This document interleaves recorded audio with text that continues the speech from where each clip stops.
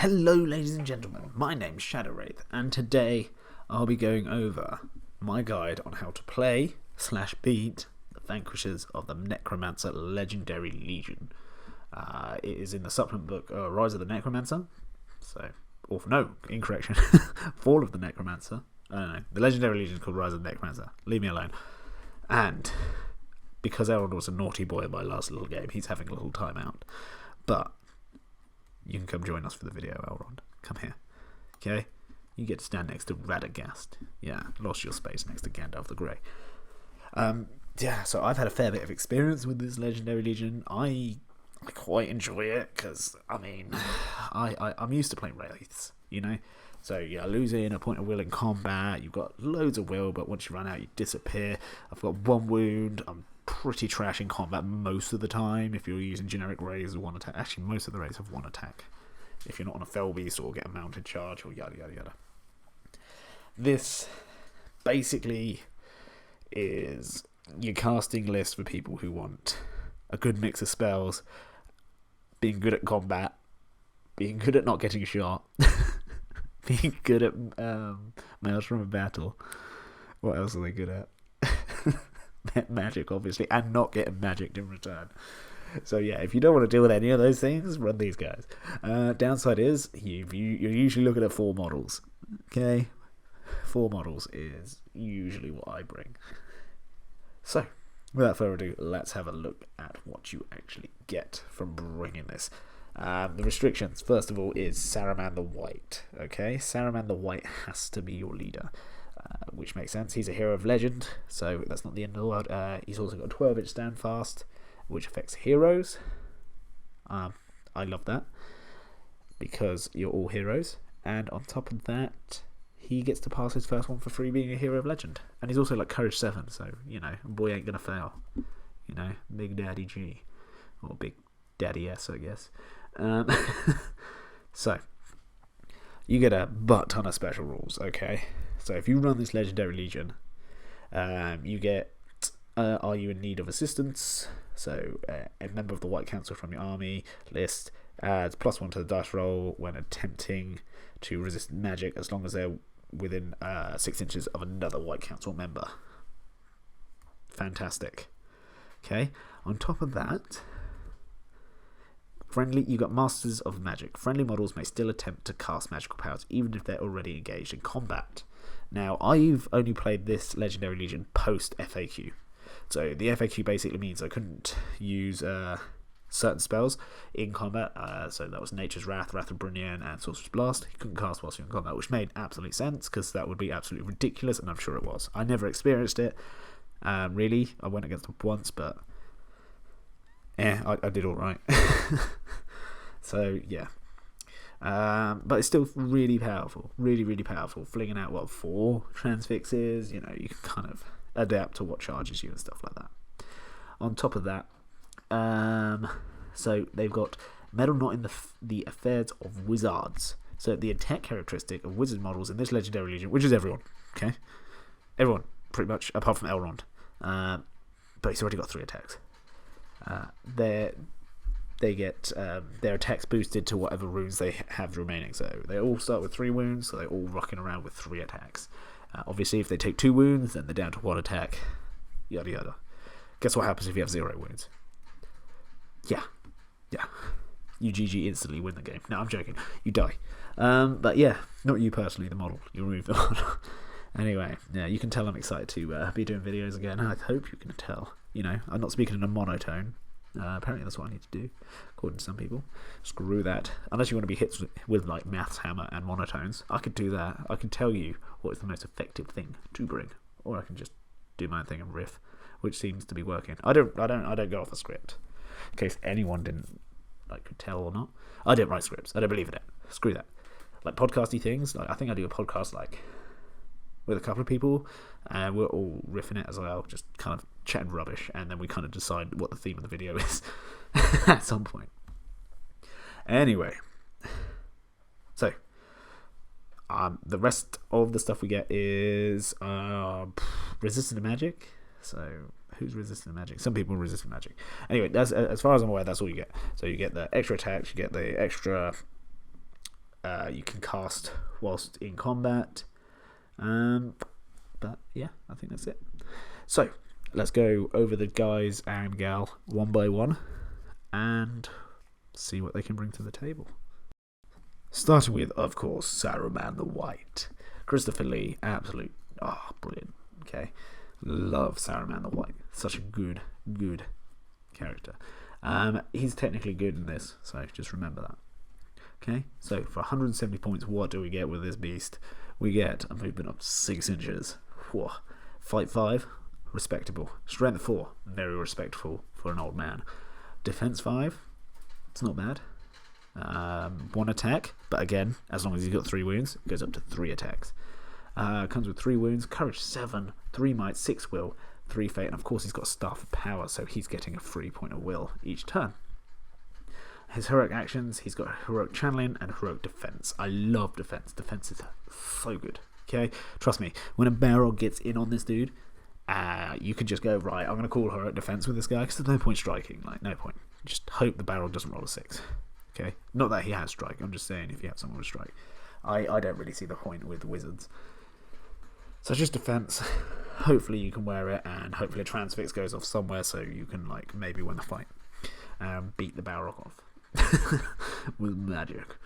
Yeah, what spells does he come with? He is, of course, bringing Aura of Command, which is an exhaustion spell, so it lasts as long as he's got will in the bank. It's casting on a 2+, and it's a 6-inch aura of auto-passing courage test for him and his friendly models. Quite handy. If you channel it, it's 12 inches. Then we've got Command, which is insanely strong because it's 18 inches.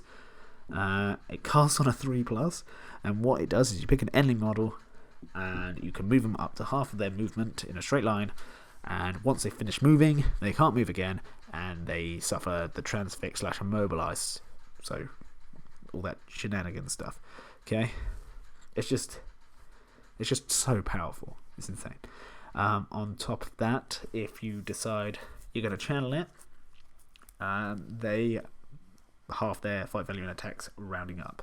So, yeah. I mean, if you luckily get this sort of Balrog or something, instead of being fight 10, he's now fight 5 with 2 attacks. So yeah, GG. Yeah, I mean you can still make them move even if they've already moved. You can't make them harm themselves, obviously. Okay, but yeah, the next spell, 18-inch range, 2+, is immobilized. So it's same as Command, but you just don't get the move. Okay, and channeling does the same thing.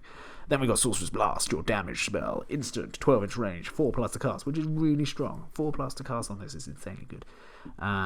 You pick a model within range, they're blasted d6 inches directly away from the caster and not prone. Okay, if they come into contact with another model that is strength 5 or less,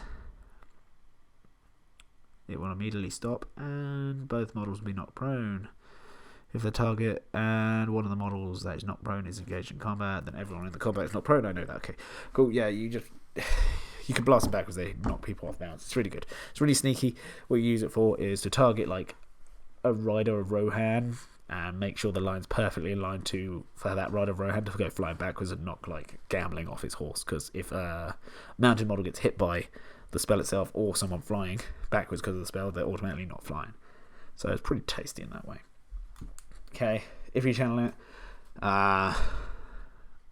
it goes from strength 5 hit to strength 6. And every other model suffers a strength 4 hit as you fly over them. So yeah, that's pretty good. I like that. So, the last one he's got is Terrifying Aura, which I love. Exhaustion, 2+. Okay, as long as you've got point of will, it keeps going. This power targets the caster themselves. While this power is in effect, the caster causes terror. It's just so good having him cause terror, okay? On a 2+, like, happy days. You can use your free point of will and just cast it straight away. Okay? It's insane. If you want to channel it, they have to do 3d6 and discard the highest dice roll. So if you really don't want people charging him, if you're like scared of getting charged by like gobos or something, you can really get this going. I like it. But there are other ways to make yourself scary. So yeah. That's about it. I've told you what stuff power does. Okay. So yeah. You can bash people with it. I probably wouldn't do that, but you know, you can if you want. Then he's got his own special rules. Okay. Whilst Saruman the White can choose to reroll 1 dice while making casting or resist tests. That's really good. And I said about his special stand fast ability, didn't I? Of course, Saruman is the wisest of the Astari, so he can attempt to cast 2 magical powers, which is so strong. On top of that, friendly models within 3 inches of him that attempt to cast magical powers may reroll a single d6 as their casting attempt. Super powerful, super duper powerful. I love it so much. So yeah, that is Saruman the White. Absolutely awesome. He's a must bring, has to be a leader, but I'm not sad about that. Second, of course, is Galadriel, Lady of Light, for 130 points. Cheap as chips for this little sausage. So, movement 6. Okay, yeah, movement 6. Hero of Valor. Fight 6. So one of your fight 6 models in this list. Shoot value 3+, because she's an elf. Why not? You never know. She might have to throw something at some point. She won't. She's strength 4, which is surprising. I thought she'd be strength 3, but she's strength 4. She's defense 3, though, which is a bit of a sad thing. We make up for that in a minute. She's got 3 attacks, always, because she's aspect of, Lady of Light, aspect of war version of her. She's got 3 wounds, courage 7, 3 might, 6 will, and she gets a 3 point of will because of who she is. On top of that, she's got 3 fate. She can also re-roll her fate. So, yeah, she becomes a bit more tanky. When I talk about defense 3 is a bit of a meh, she gets to re-roll her fate, so that's pretty good. She's got channeling and strike, so there's your first strike in this list, which is powerful because it's on a strength fights value 6 model. It's perfect. Okay. Her special spells is banishment. Banishment is insane. It goes off on a 3+, 12-inch range. You have to pick a spirit model usually, but in this Legendary Legion, it doesn't have to be a spirit model. If you pick a non-spirit model, however, they get a free dice to resist it. That's the only difference, okay? But what it does is they just take a wound, okay? That's it. And you can choose to pick mount or rider if you aim it at a cavalry model. On top of that, if you channel it, it's D3 wounds rather than 1, okay? Fortify Spirit. Amazing. This lasts till exhaustion. This is probably my first thing I do if I see there's magic in the enemy list. I try and fortify as many of my fellow comrades as I can. So, yeah, 12-inch range, castle 2+ exhaustion, so as long as she's got will, it keeps going. Basically, it gives you 2 extra dice when making resist tests. Okay, yeah. And one thing this Legendary Legion gives you is... I'll mention in a minute. So yeah, even if you have no will remaining, you still get that too, as long as this is up. If you channel it, you add 1 to the highest dice score when resisting magic, and this is a way you can just make your force just not take magic damage at all. And then you've got Instill Fear, which is massive for this list, okay? Because if you're getting hoarded down, I used it very well in a tournament against Mordor, where her Instill Fear was just sodding all these orcs off, just get out of here, okay? What it does is it's 3-inch aura around her, goes off on a 4+, and each model within 3 inches, I get to pick as the caster which ones do first. I pick a pointer model within 3 inches, say roll a courage test. They fail, they go their full movement directly away from the caster. Then next model, until you've run out of models within 3 inches of her. Super good, super duper good. Okay. If they go into any piece of terrain or another model, they just stop. They get blocked by them, which is why it's important the order you pick. Because obviously, if you've got a shield wall, you don't want to be picking the guys up front first, because they'll just get stopped by the guys behind them. You want to be picking the guys behind them off first. If you channel it, okay, they have to take the courage test on 3d6 to discard the highest result. On top of that, once they've failed their courage and move, they can't move any further. So you've basically just turned them off as well. It's so strong. What else has she got? So, she's also very shiny. She is wearing the Gilded Panoply. So, blind tests for everyone. No. Basically, she's always got Blinding Light on, which is a 6-inch aura of anyone who shoots it at you with ranged weapons can only hit you and your friendly models within that aura on 6s. Very strong, very good at anti-shooting. Very nice. She's also got her special rule, go back to the void from whence you came. You know when she cheeses off Sauron? Yeah? She just gets rid. Yeah. Basically, once per game, Galadriel as long as she has 1 point of will remaining, may choose to exert her full power instead of casting a magical power. So basically, she turns into a tactical nuclear missile, fires all her energy off at them, and it's the channeled version of banishment that they cannot resist. There you go. So just D3 wounds. Boom. If they got Fate, obviously they can use Fate. Downside is, okay, immediately after casting this special tactical nuke, as I call it, Galadriel becomes prone, and she has 0 will. So she just loses all her will if she has any remaining. Additionally, for the rest of the battle, she does not benefit from her Lady of Lothlorien and War Aspect special rules. Okay. The other tasty thing about this model is she's got Harbinger Evil, so minus 1 courage for everyone within 12 inches. That's nuts, isn't it? I think that's nuts. I think that's really strong. Just double checking some stuff. Yeah, there you go. The other thing she's got is she can obviously spend a point of will for free. Lady of the Golden Wood, she may target enemy models with banishment. That's not a spirit. Yep, we've gone over that. The other thing she does for you is everyone within 3 inches of her, go away mouse, is they get resistant to magic.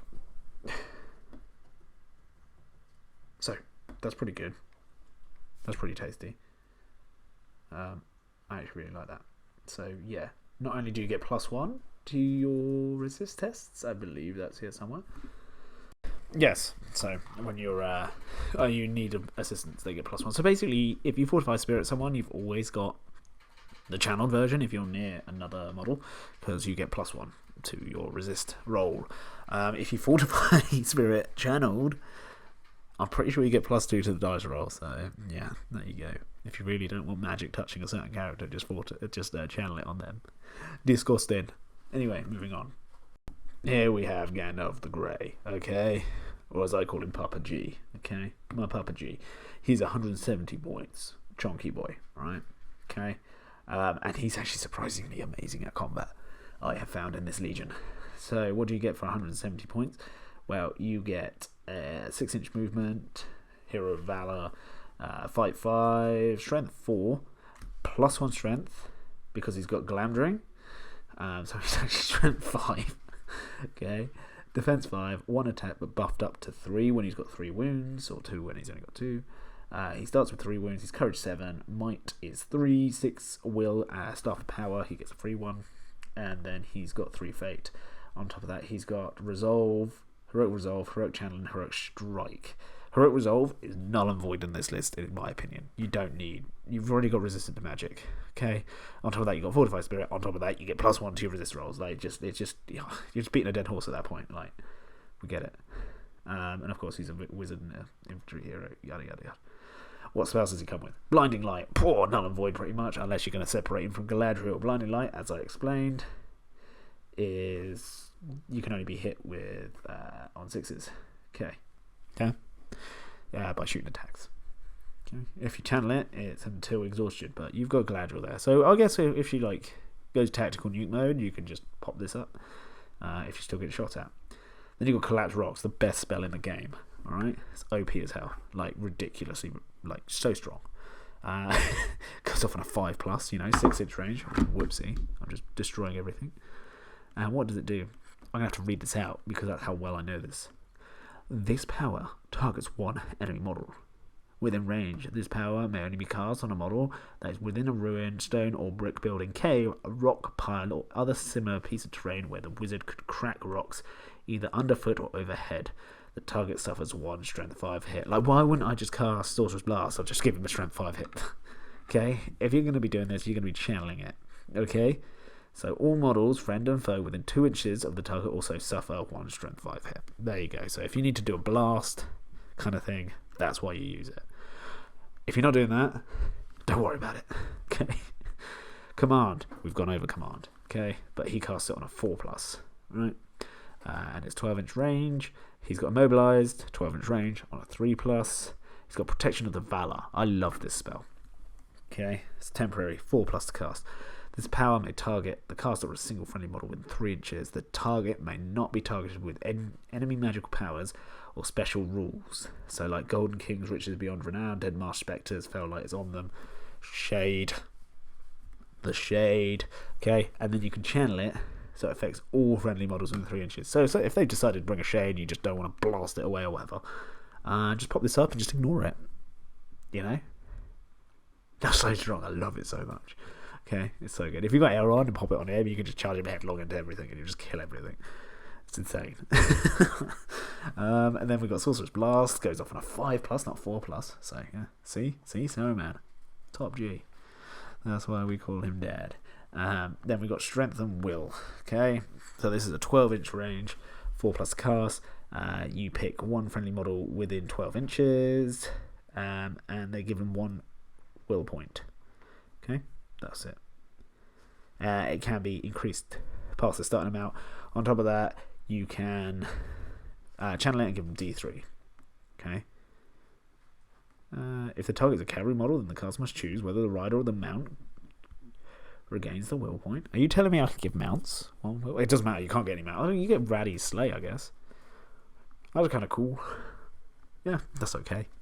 If you run out of will, then, or you're about to run out of will with like Galadriel, and you've got a bunch of like fortified spirits up, just give her a point of will. There you go. And then you've got Terrifying Aura. So it's lasts until exhaustion, 2+. The power targets cast themselves, yada yada yada. We've gone over this. Okay, very cool. He's got staff of power. He's got Glamdring, and he's got Anaya, which lets him reroll fate rolls. So yeah, he's tanky. He's a tanky boy. Plus, he brings some special things to the army because of this legendary legion. Right.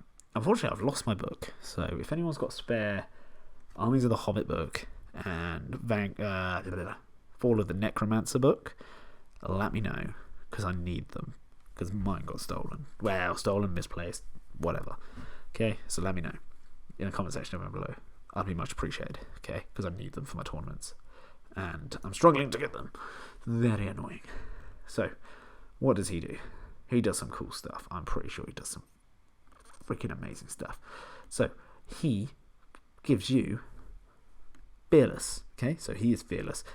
Friendly models within 3 inches cannot have their courage value reduced by enemy magical powers or special rules. So, Harbinger of Evils, do one. Okay? That's pretty good, I think. I think that's all he gives you, really. Yeah. That's pretty much it. That'll do.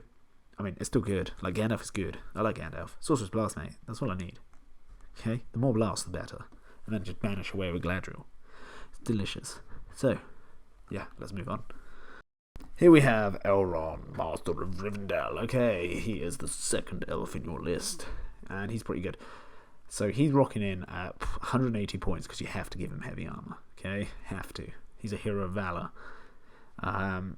His stats are pretty good because he's an elf lord, as you can imagine. So he's got movement 6, fight 6, 3+ shoot value, strength 4, defense 7, 3 attack, 3 wounds, courage 7, 3 might, 3 will, 3 fate. He's got resolve, channeling, strike and defense. Strike and defense, perfect. Mwah, chef kiss. Absolute perfect little lizard there. No, you're not a lizard. You're a little sausage. Yeah. What spells has he got? He's got Renew. So this targets a single friendly model within range, and they immediately regain a single wound lost earlier in the battle. It's pretty good. If you channel it, which I mean, you could, you get D3, so that's pretty good. You could bring someone back to full health. Healing's good in this because you got heroes. Then you got Wrath and Brunnian. So it's instant. It is casting value of 4+. This power targets all enemy models within 3 inches of the caster, and they are knocked prone. Carry models will automatically suffer does not flying result, and then they take strength 2 hit. Okay, if you're in water, it's strength 8. If you channel it, you take strength 3 hits, and if you're in water, it's strength 9 hit. So yeah, do it in water, and then that's GG. His special thing is he becomes a 3-inch banner, I believe. It's either 3 inch or 6 inch. I'm pretty sure it's 3 inch. Okay, so he gets a 3-inch banner. Okay, yeah. And he counts as being a 3-inch banner. And he gets heroic strike every fight phase without expending might. Very good. On top of that, he's also got his foresight points. Just in case you don't know what that is, you roll a d6 at the start of the game, and then keep that number. And you can use points from that. So if you roll a 4, you've got 4 foresight points. You can use that to alter your priority roll. So if your opponent rolls a 2 and you roll a 1 and go, no, actually I want to go first, you can use 2 of your foresight points to beat them, or you can go down if you want to go second. So if you roll a 2 and they roll a 1 or something, bad example, you roll a 3 and they roll a 2, you can go down by 2, etc, etc. So yeah, and he's got an Elven-made weapon, which is hand and half, and he gets +1 to wound against spirits, because, you know, he's Galadriel. Jesus. He is Elrond, Master of Rivendell. Okay, so yeah, that's it, and he can re-roll his fate points as well. So yeah, lots of re-rolling fate. Moving on, I never use Elrond, not gonna lie. And last but certainly not least, we have got the extra kid. You know, Radagast the Brown. Okay, I use the old model, so I call him Chadagast. Okay, I keep talking about it. I hate how they portrayed him. I hate it. Oh, he's so ugly. Well, dude, he's not wise, or he is wise. That's the thing. He's meant to be wise, but he just looks like a stoner with bird poo on his hair. Like, what's going on? I know he's a wood-dwelling dude, but like, if you look at the old model and like the authority that dude had compared to this dude, yeah. Anyway. So, Radagast the Brown is 100. He's not 195 points. Shush. He's not 100. Yeah, okay, he is 195 points if you give him the Slay, I think. Yes, he is. So, you can give him the Slay for 195 points, or I believe the Slay is 50 points, so that is, what? 40, I don't know. He's like 45, 145 points or 130 points. Whatever it is, it doesn't matter. I'll tell you in a minute. Okay, he is a hero of valor. He is fight 6. He's movement 6. He's fight 5. Strength 4. Defense 5. 3 attacks with 3 wounds, but usually 1 attack. Courage 7. 3 might, 6 will with a free 1 with his stuff of power. And he's got 3 fate. He's got channeling and defense. My boy, he's tough. I love it. On top of that, he's got Aura of Dismay. Yes, this is what we wanted. This is what we wanted. Last until exhaustion. Casting a 5+. Get this up, okay? Get this up as soon as you can. That's my advice. This power targets the caster themselves. Oh, wait. Yes. It targets him and everyone within 6 inches of him. All cause terror. There you go. Everyone's causing terror. So powerful, okay? Especially if you're going against evil models. Alright, because they're usually -1 if they're within, I believe, 6 inches of Galadriel, which is basically their charge range anyway. And on top of that, you know, it's just so good. It's just so good. Just being scary. If you channel it, which I have done, to buff it up to 12 inches just to give me maneuverability. Okay, so they don't have to be like literally like inside Radagast to get it. Immobilize. We know what Immobilize does. It goes off on the 3+ for this guy. 12-inch range. Nature's Wrath. Nature's Wrath is fantastic. So basically, all enemy models, if you roll a 4+, within 3 inches get knocked prone. Okay, and they count as not flying. So if you channel it, it becomes Wrath of Brunion, where it's a strength 2 hit as well, but no damage usually. Very good. Okay, for crowd control. Then we've got Panic Steed. Love this. Sorry, Rivendell Knight players, I have used this on. So it goes off on a 2+, 12-inch range. The rider's immediately thrown, and the mount instantly flees. You roll on the thrown rider table, so you just get them off their horse straight away. If you channel it, it becomes a 3-inch blast. Everyone on 3 inches. So when you've got those Rivendell Knights in their weird little V formation to fire those, and you get in range, you're just like, oh yeah, I'm totally going to channel. And they're like, oh no. It's Panic Steed straight on top of that, and just like dismount all their Rivendell Knights. So just do that. Like, Rivendell Knight list is just gone. It just doesn't work anymore. Yeah, and then he's also got Renew, which is awesome to have. Goes off on a 3+, heals a single wound. Regain D3 if you channel it, and then he's got Terrifying Aura to make himself scary. Okay, to be honest, I'd use Aura of Dismay. On top of that, if you give him the Slay, he suddenly becomes 10-inch movement. Okay, and the Slay itself is strength 2, but it's got 4 attacks, and because it's a mount, you use his strength. So if you charge someone and knock them prone, you're suddenly rolling 8 dice at strength 4. It gets ridiculous, okay? It's absolutely redonkulous. So, he's good on his Slay if you get the charge. And he's fast. And he can go through the woods. Okay? So, talking of going through the woods, what this guy give you? Well, he gives you woodland creature. Okay, so yeah, that's pretty good. Yeah, well, kind of woodland creature. So, at any point in his move phase, Radagast may choose a single model in base contact with him and roll on d6 on a 4 or 5. The model regains a lost wound earlier in battle on a 6. They regain all lost wounds. This is your healer. This is your absolute, yeah, I love it. Such a good role to have. Additionally, friendly models within 3 inches of Radagast may move through all difficult terrain without penalty. So just all difficult terrain, not just woodland or anything like that, or mountain dweller, just all. Okay, he knows the way. He's done his SAS. Who dares win the course? You know, he's been there with Bear Grylls. He knows what he's doing. And that's all of them. So that's the gang. So how do you play this Legendary Legion? Okay, so it all depends on what you're facing. Okay, and obviously scenario based. But usually, if they've got magic in their list, okay, so if you're going against Mortal with the Witch King, anything like that, Rise of the Necromancer, Legendary Legion, yada yada yada. If they got magic, we're just going to try and switch that off. So for the first couple of turns, if scenarios allow, I'm going to be using Galadriel to use her Fortified Spirit to cast it on my fellow sausages. So first person I usually go for is Saruman, because people try and get the leader kill as quickly as possible. Whack Fortified Spirit on him. Okay. And then probably Gandalf, and then Elrond if he's in there, or Radagast. Okay, that's usually. Oh, and herself, obviously. To be honest, I'd probably put her on herself first. Do her, then him, then whoever of these two you're bringing. If you're bringing both, I mean, screw Radagast. I'd put it on this guy. He's going to be getting up in action as soon as possible. Okay, there we go. We've sorted out magic. Whoops, I can't get rid of my tape measure now. Now, what to do next? The second thing I'm going to do, and you can do this in the first turn, is, to be honest, it's up to you if you want to channel, but I would do Aura of Dismay with Radagast. So you're causing terror and you're anti-magic. They're the two main things, okay? This group is not a group that wants to be splitting off into loads of different directions. Can I please have my thing back? No? Okay, fine. Whatever, I don't need my mouse. I'll just measure stuff. So, yeah.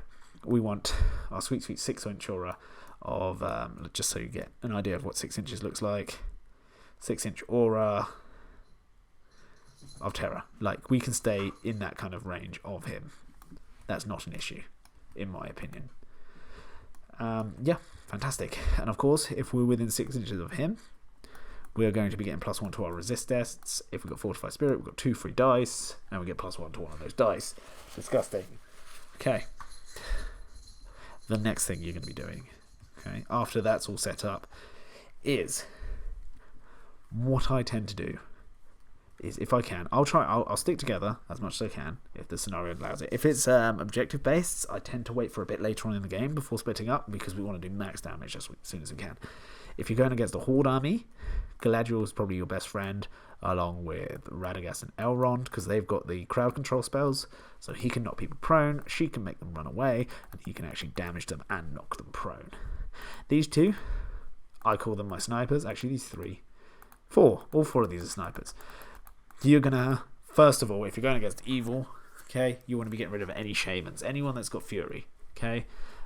And you just want to beat them up. You want to be firing banishments at this guy. You want to Sorcerer's Blast, or even just compel them away, okay? Because you do not want orcs to be fearless when they're coming at you. That's terrifying. You just mob down. And Instill Fear won't work, because they'll be fearless. We don't want that. So shamans, priority target number 1. Okay, priority target number 2 is probably leader. Okay, just get rid of leaders. Leaders are really easy. They're probably trying to stay away as well, because you just Sorcerer's Blast them, especially if they've got a mount. You're just going to be like, yeah, nice, Sorcerer's Blast, boom, fly, and they're gone. See, the arrow is pointing in the direction that they're at. They're gone. After that, I mean, it depends what you bring, really. I usually bring these 4. Okay, I like my magic. Elrond is very good, and he's got very good space in the Legendary Legion as a combat dude and a banner.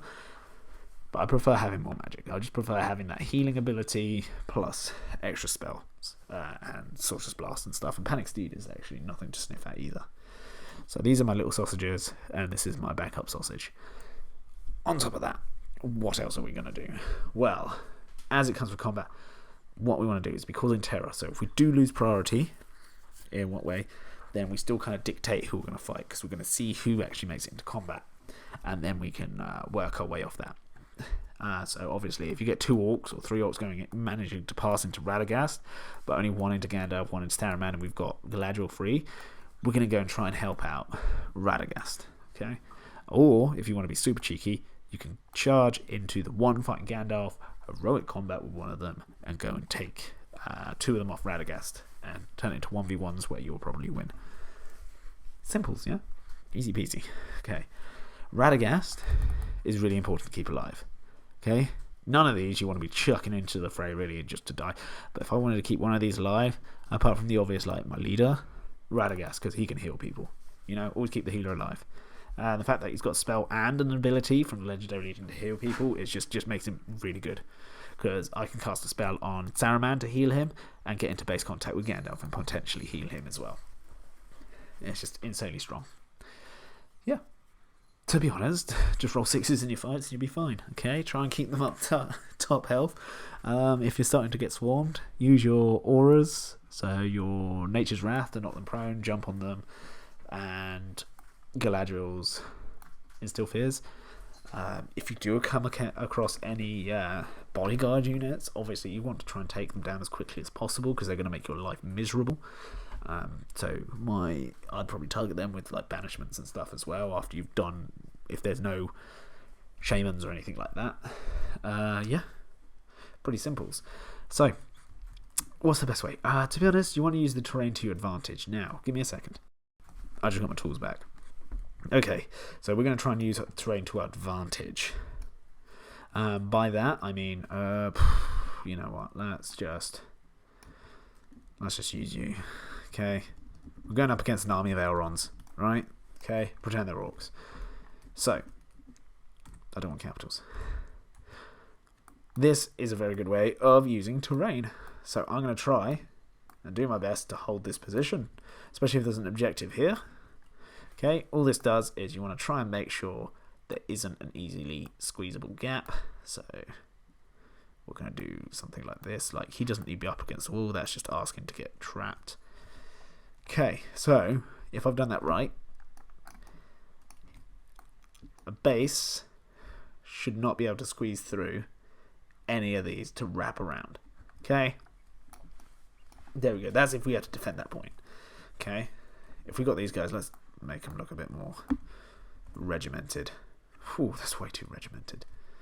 Whatever. Okay, there we go. We've got the grand host of Elrond. God, imagine if this was a list. Like, GG. Right, the grand host of Elrond. We probably wouldn't be 3 ranks deep if we're realistic. Let's just get rid of a couple of these. Right, the first thing I would try and do is probably try and get rid of as many people. So if we've got priority here, okay, the first thing I'd do is probably how would I do this? Well, I'd try and make it awkward with them. So Saruman's got 2, so I'd probably try and compel one of these guys. I don't even need to move him that much, you know. I can just compel him to here, just an inch away from him, and now he's not really doing anything. Then transfix matey behind him or someone else.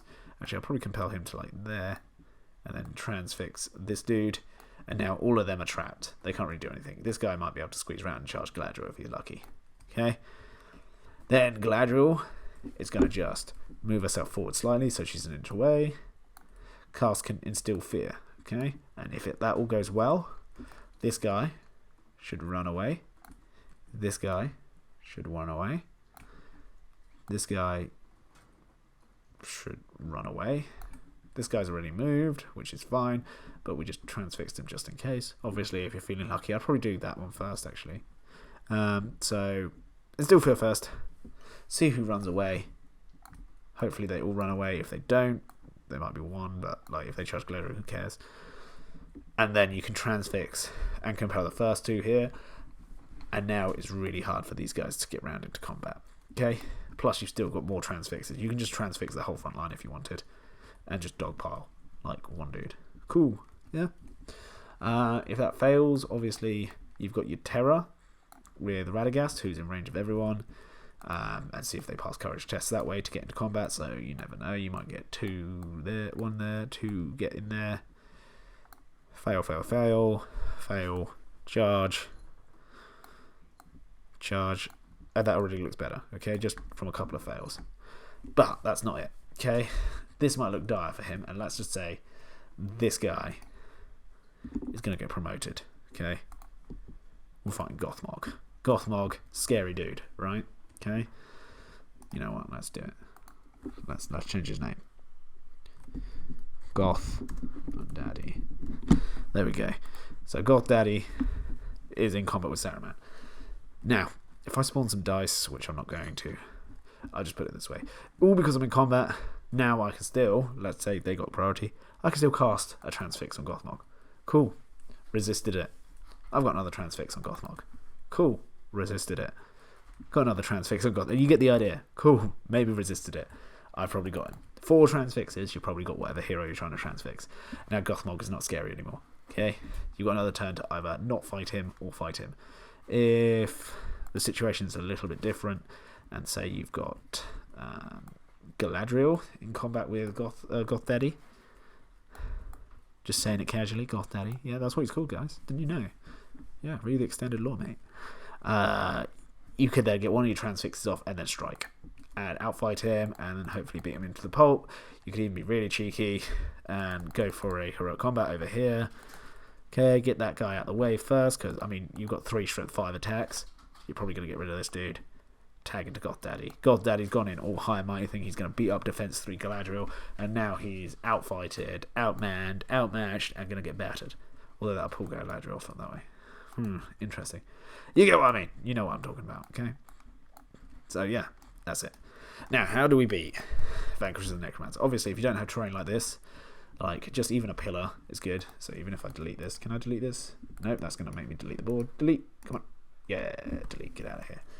So even if we got that, we've got a pillar, okay?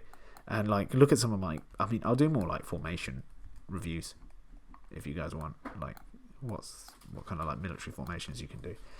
But we've got an unholy host here of many, many Elronds. You know what? I don't know why I keep doing 3 ranks. We're not a pike block. There we go. Cool. Right. I'll get rid of this as well if I can. Delete. We can still make it really hard for them to trap us. So just by doing a concave kind of formation. So ideally you want the person who you don't really want in combat back here, like these two, but it doesn't really matter. Okay, now it just makes it really hard for them to get round. You just want to use your eyeballs, and I've got a little gauge that's the same size as a base, so I know how big bases are to see if they will fit through gaps. But I think I've eyeballed it right. Yep, can't fit through. You see what I'm doing here? Can't fit through. Can't fit through. Okay. Even if you've got a spare model, like literally get one of these bases and get a spare paintbrush or something. Stick it in the middle of the base and just have it as a thing. So you've got a little pole coming through the center, and you can like measure like that. It's pretty sweaty, but like I mean, if you go to a tournament, no one's going to moan at you for being sweaty. Now that means, like, assuming they pass all their courage tests, like 6 inches. That's 4.6. Like this guy, 6 inches is not going to be able to even wrap. They can't wrap around. I just eyeballed that as well. Like we can't get wrapped. We're outnumbered, but we're not going to get wrapped. Okay, and even with spear supports, they're throwing 2 dice to our 3. Apart from, like, say, if that was Goth Daddy, in which case we just transfix the crap out of them. There we go. Okay. Now, on the flip side, how do you beat these boys and girl? Well, it's quite simple, really. I'm going to give you a situation. You want to find yourself in a situation like this, and I don't know how you find yourself in it, but you want to do something like this. See that? You want a nice little chunky hero, and you want a nice little trapped wizard. As soon as you start doing stuff like this, and they don't roll a 6, they're screwed. That's GG. Okay? Just killing Gandalf off is massive. You know? 170 points gone. Boom. Okay? The way I did it, I used Army of the Dead against these. And, I mean, the King of the Dead is like chunky. He's got 6 will. So he's hard to pin down. And he's got strike, so I just had to do that. I managed to get even Strider or something in on them. 2 heroes, one to call heroic combat, the other one to strike if necessary. They can just run around and kill them. But yeah, you want to trap them. You want to try and split them apart. All because they got Fortify Spirit up does not mean they're immune to magic. Because if you're playing against like Black Riders, they've got more than enough like spells to sling at you to eke through. Okay, don't like channel stuff because there's a chance it probably won't go through. But like just transfixing one of them is massive, or compelling. That's what I'd go for. I'd just like mass compel. Okay, just try and compel. If you can get to a point where you find someone as a weakest link, so I don't know, for example, maybe we're just at 6 inches over here. He's now not, or he hasn't got Fortify Spirit up on him. You just compel the crap out of him, and that's where you start moving him 3 inches, even further away. Okay, that's what you want to do, and you want to use your orcs. Even don't bother charging if they cause terror. You want to cause a gap as much as you can. Like if this doesn't make sense, do say. I've probably been like waffling on for ages, but if I put a defense line of like evil Elronds here.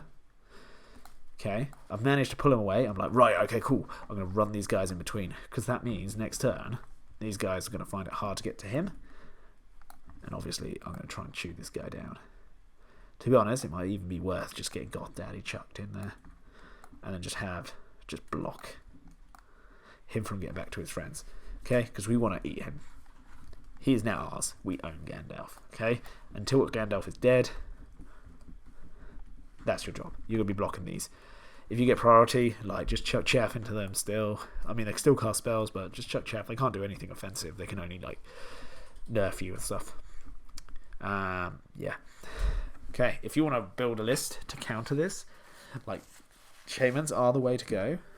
But also, if you can get anything fearless, like what even is fearless in evil?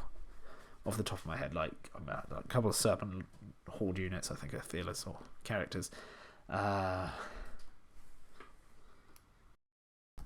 To be honest, yeah, there are probably like fearless bubbles or something. Okay, if you get fearless, add some fearless. Fearless is always good to have in the game. There's one model that the Vanquishers don't like facing, and that's a Balrog. Okay, the reason the Balrog is so scary is let's turn Elrond into a mighty Balrog. Give me a second. I love TTS, don't you? Like, let's go for approximate Balrog size. That'll do. Balrog Elrond. Right? Okay. So, you send your little gribblies up. I love that word, gribblies. Your little cute sausages, your little chamois, and you don't even care about charging. If you get a couple of charges off, happy days, but like, it's not really, who cares? The only reason I charge is to stop offensive spells, really. So, like, I'd want to tag him, and I mean, she can still deal with it. Tag him if you can, if it's out of these 4, because then he can't do his Nature's Wrath to knock you all prone. And what you're going to want to be doing is, you guessed it, you want to whip, okay? And I know it hits on a 6 with Galadriel, but like, if we can split them off, so he's just outside of 6 inches of Galadriel, you know, you never know. I'm talking about best case scenarios. You're obviously going to whip the one that's out 6 inches of Galadriel. If they're within 6 inches of Galadriel, you might as well try and whip Galadriel, okay? Pull her in. Get her in, nice and tight, right up to your belly button, if I can click on that. Whip, whoosh, and she flies over the head of all your goblins. She's now separated, okay? And you want to be like pretty much 8 inches away from her when you whip her, because it's a throw weapon. You can do it at any point. And hopefully, like, you don't even need to charge. Like, God Daddy, get out with it. Even if you have goblins, like, she's got no control zone now, so just, you know, tuck them in as close as you can, so she has nowhere to back out. She's now trapped. If she loses that fight, she's dead. Okay, I don't care what you do. You're rolling like 8 dice, right? 8 dice at strength, what, 9? Winning on 3s, right? You know, if I had dice here, I'd roll it out, but like, chances are she's probably dead, and it's going to be very hard to get her out of this situation. I love the Balrog. He's so cool. Okay. But yeah, that's the main thing. You want to divide and conquer. Literally. As soon as you start splitting them up, they start dying. Okay? I've done it. Other people can do it. I know that's how people find it. The last way to win against Vanquishers and Necromancer is 100% play the scenario. Okay? If you're playing Reconnoiter, Yeah, send some towards him, but just run your freaking goblins off the table. Like march, bang your drum, whatever you've got, just get off the table, okay? Because you're probably facing 4 models, you know. It's not beyond the realm of belief that you can get 16 of your models off when fighting these guys to get triple points. And no matter what they do, they ain't going to do nothing against you, right? You know, there's no point keeping your leader on the table if you're doing Reconnoiter. Just get him off the table, okay? Because he'll just die. There's no point. If it's objective based, especially hold the central, you just want to grab. You don't want to let these guys get to the center first. As far as I'm aware, they don't have heroic march anywhere unless Elrond has it, which he definitely doesn't.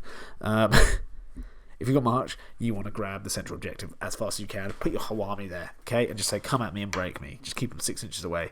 And even a broken force or 25% in force, you're probably going to have more models within the center. Just don't let your leader die to give extra VPs. You're going to lose VPs to get broken, but like you still probably win the scenario by having triple models on the objective. You get me? There's loads of ways to beat these guys. They hate objective games. They can still win them, but yeah, just play the scenario.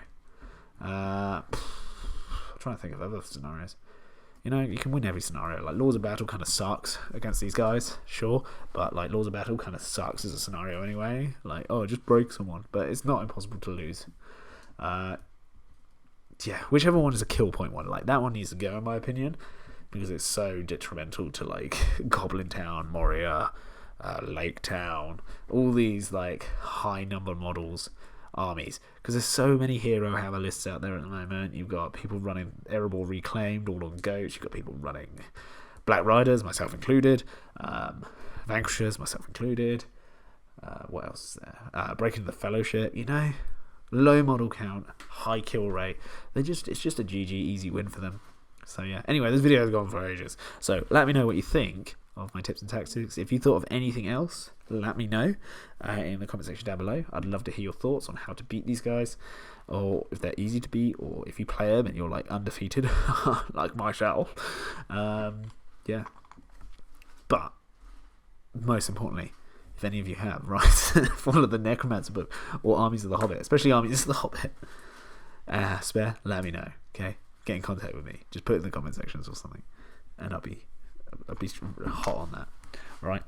But yeah, if you like this content, do hit the like button, and if you're feeling especially saintly today, do consider subscribing, because if you don't, Balrog Elrond will come and visit you at night, tuck you in, give you a little kiss on the head, and say, you probably should have subscribed to Shadow Wraith. Anyway, you won't do that. Even if you don't do either of those things, I still hope you have a fantastic day, and I'll see you in the next video. Goodbye.